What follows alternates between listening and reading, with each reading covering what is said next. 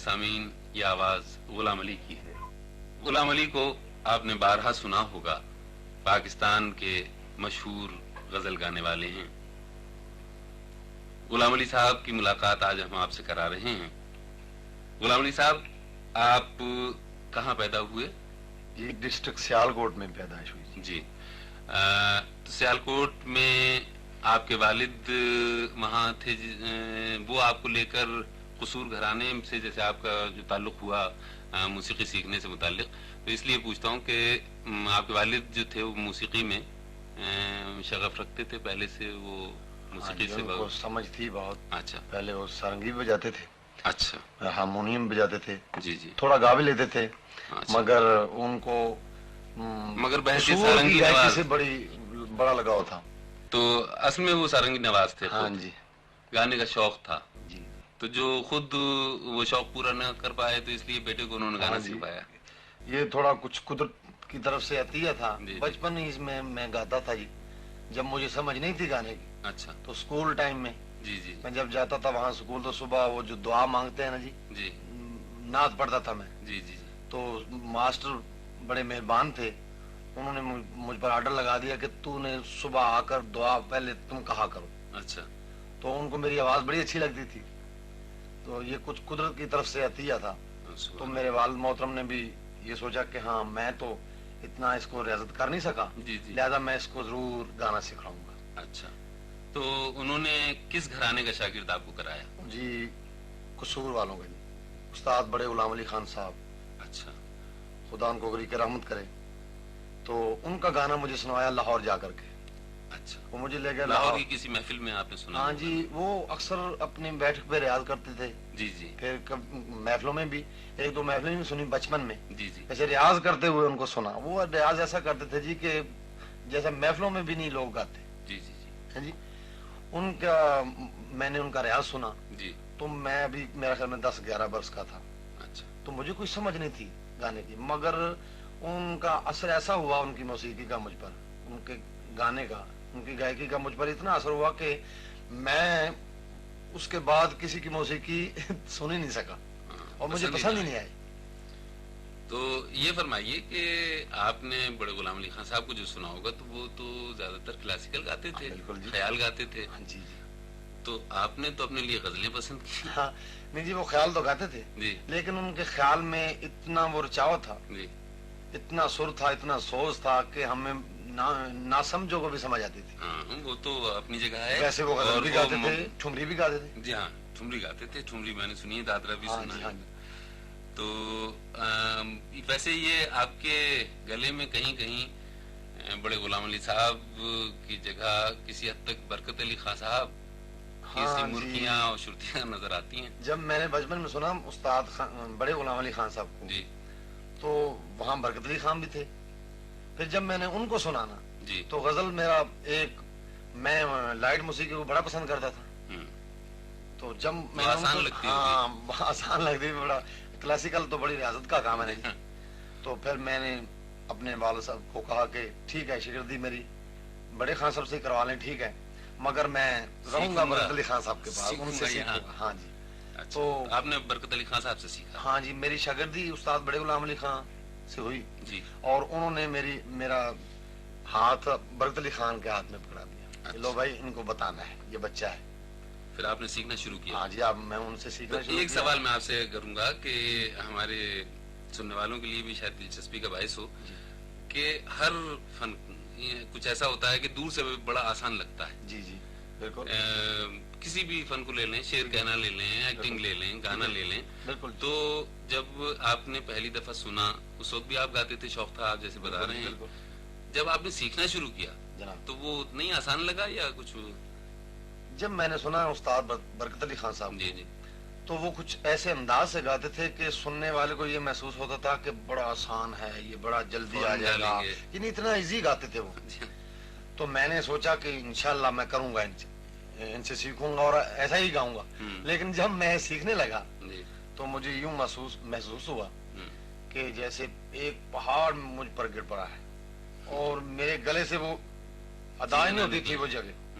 بڑی میں نے کوشش کی، آخر تھوڑا بہت ذہین تھا، قدرت کی طرف سے بھی یہ گلا بھی ٹھیک تھا، اور میں بڑوں کی دعائیں تھیں بس جی، آپ چاہتے تھے. بڑا مشکل مجھے لگا. پھر میں نے آہستہ آہستہ ان سے ڈر ڈر کے علیحدہ ریاض کر کے سامنے بیٹھ کے سن کے یہ کچھ تھوڑا بہت مجھے تو اب بھی نہیں آتا جیسا وہ گاتے تھے. میں تو 1 روپے میں سے پیسہ بھی نہیں گاتا, مگر لوگ کہتے ہیں کہ ان کا انداز ہے آپ میں. بالکل بالکل یقینی غزل میں یہ ان کی دعائیں ہیں جی. اچھا خان صاحب دادرے اور ٹھمریاں بھی گایا کرتے تھے. ہاں جی بالکل. تو دادرے اور ٹھمری آپ گاتے ہیں, کچھ شوق ہے آپ کو؟ ہاں جی میں نے سیکھی ہیں باقاعدہ. تو دادرے کا تو کوئی ریکارڈ آپ کا اب تک نہیں بنا نہ ویسے ہمیں؟ ہاں جی ہمارے یہاں براڈ کاسٹ بھی کم ہوتے ہیں. کبھی کبھی میں نے ویسے گایا ہے. اچھا کانفرنس میں گایا ہے. تو میں اگلا سوال کرنے سے پہلے یہ نہ ہو جائے کہ تھوڑا سا دادرا ضرور سناتا ہوں جی. میں پہاڑی کا دادرا سناتا ہوں ضرور.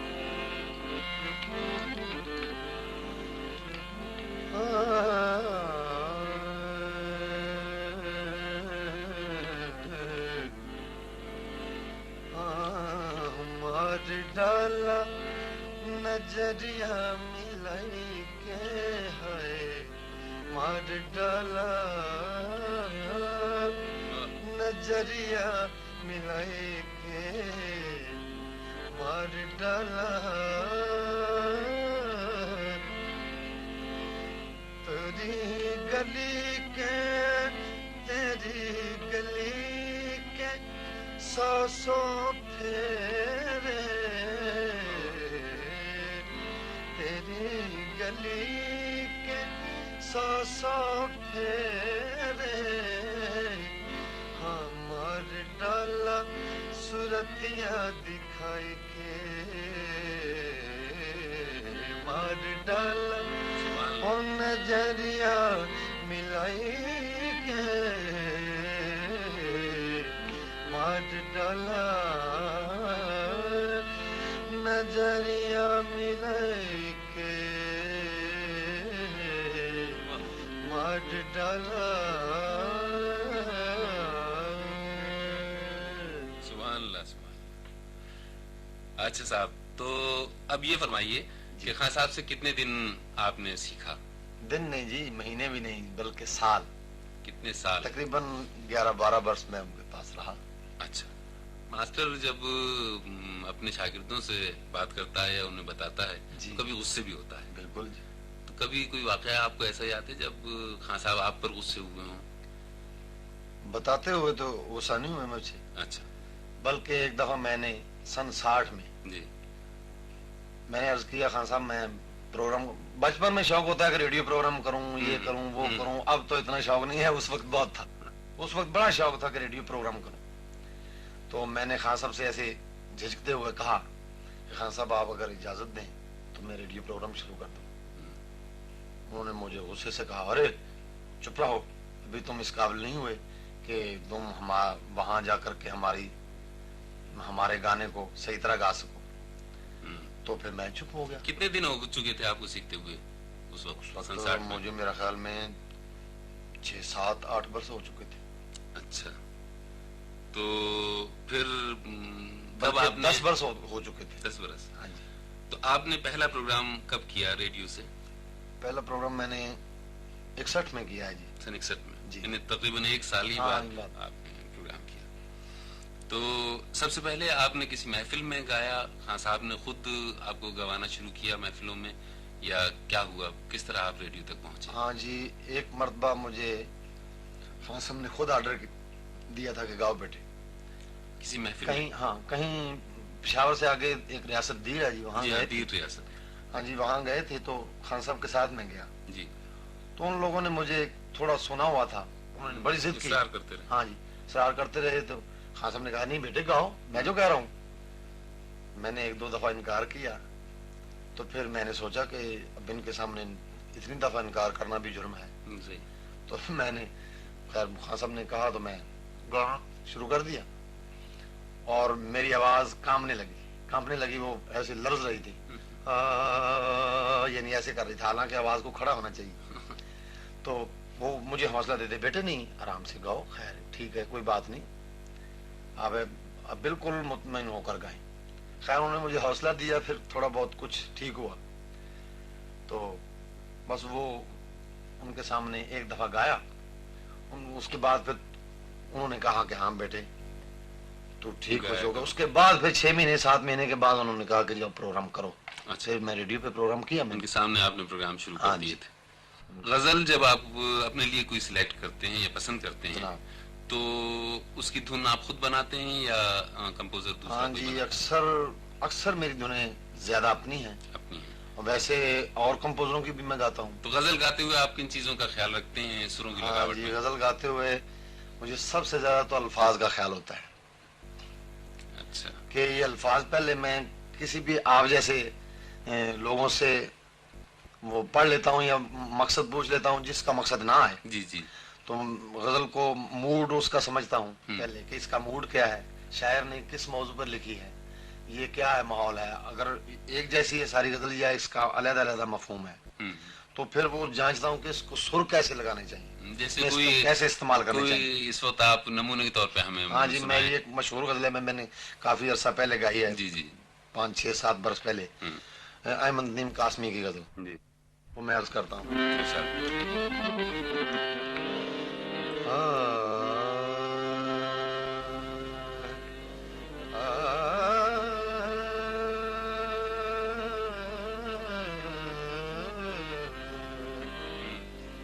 شام کو صبح ہے چمن یاد آئے, شام کو صبح ہے چمن یاد آئے, کس کی خوشبو بدن یاد آئے,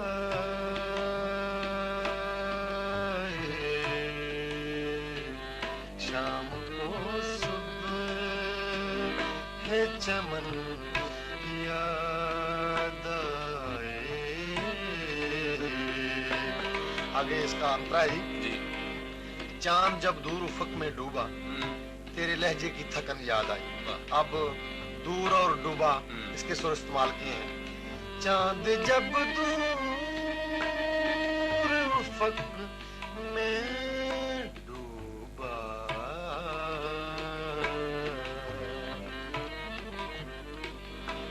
چاند جب دور افق میں ڈوبا تیرے لہجے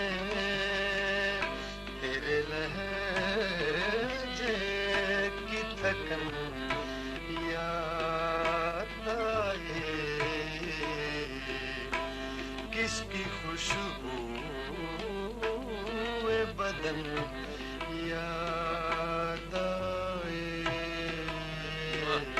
شام کو صبح ہے چمن یاد آئے. غلام علی صاحب شکریہ, بولے مہربانی.